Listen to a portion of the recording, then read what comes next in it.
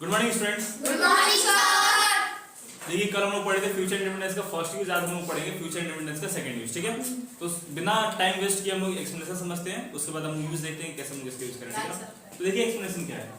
To express natural and habitual action in future, जब कभी हमें अपने प्राकृतिक चीजों के बारे में बात करनी होगी जो फ्यूचर में होगी, या अपनी आदतों के बारे में, अपने स्वभाव के बारे में बात करना होगा फ्यूचर को, तब हम क्या करेंगे, फ्यूचर इंडेफिनिट से सेकंड यूज का प्रयोग करेंगे। स्ट्रक्चर सेम रहेगा। जैसे मैं कुछ एग्जांपल्स मैं आपको दिखा रहा हूं, अभी समझ में आ जाएगा।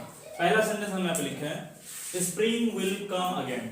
ठीक है, spring will come again. Spring मतलब क्या होता है, बसंत होता है, बसंत ऋतु। ठीक है ना, तो हम कह रहे हैं स्प्रिंग विल कम अगेन, इसका मतलब कि बसंत ऋतु क्या होगा, फिर से आएगा।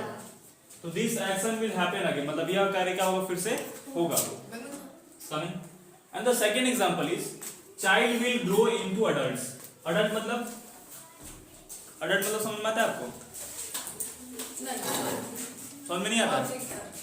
मैं समझा रहा हूँ ना, नहीं समझ में आता है तो। अडल्ट मतलब होता है 18+। अडल्ट मतलब क्या होता है, 18+। मतलब देखो क्या सर अडल्ट मतलब? हाँ, अडल्ट मतलब जो 18 साल से ऊपर। हाँ, उनको बोलते हैं अडल्ट। ठीक है, सर वो नॉमिंग प्लस तो ये चाइल्ड 1 साल से लेकर 17 साल के बच्चे को क्या बोलते हैं, चाइल्ड बोलते हैं। वो बच्चा ही होता है। ठीक है, बच्चा हो या बच्ची हो, उसको चाइल्ड बोलते हैं।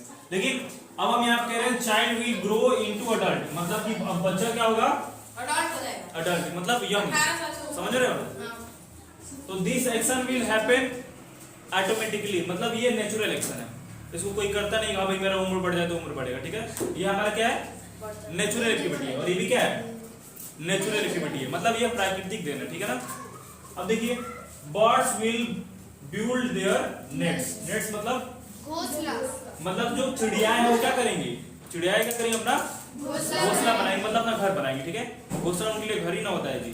तो चिड़ियाएं क्या करेंगे, अपना घर बनाएंगे। तो उनकी क्या है, ये हैबिट है, हैबिचुअल एक्शन है। ठीक है ना, उनका स्वभाव है। वो क्या करते हैं, एक जगह से दूसरी जगह जब जाते हैं तो फिर क्या करते हैं, वो लोग नेट बनाते हैं। मतलब वो उनका क्या है, एक्टिविटी है, वो लोग करते रहते हैं। तो फ्यूचर में वो लोग काम करेंगे, वो क्या करेंगे, birds will build their nets, मतलब चिड़ियाएं क्या करेंगे, अपना घोंसला बनाएंगे। फ्यूचर में कोई कार्य होगा।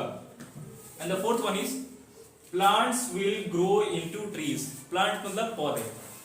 तो पौधे किस में बदलेंगे, ट्रीज में।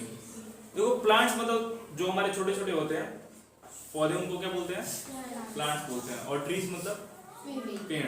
तो यहाँ पे इस सेंटेंस से कहने का मतलब है कि जो पौधे हैं वो किस में बदल जाएंगे, पेड़ में। कब, फ्यूचर में।